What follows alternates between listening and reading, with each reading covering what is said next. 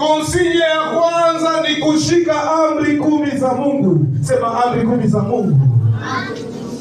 Ukisoma katika kitabu cha Exode 20, tunaanzia pale kuseti na kushuka. Amri 10 za Mungu. Amri ya kwanza inasema nini? Utampenda Bwana Mungu wako kwa moyo wako wote, kwa roho yako yote, kwa akili zako zote. Amen. Mkristo mwenye hayui amri 10 za Mungu, hata itoto ya temwe hapa iko sawa, huyu inaweza mdanganya.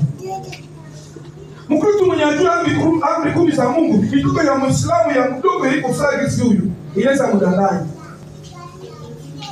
Amen. Mkristo mwenye nikisema amri 10 za Mungu, tunaenda directement kwa kusoma Biblia yote. Kusoma maneno ya nini? Maneno ya Mungu. Konsigne spirituelle ya kwanza ambayo itakusaidia kufikia destiny yako, soma maneno ya Mungu. Kwa maana Biblia inasema tutampinga shetani kwa nini?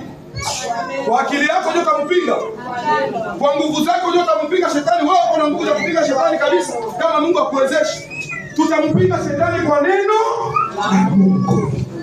Konsigne spirituelle ya kwanza ni kusoma neno la Mungu.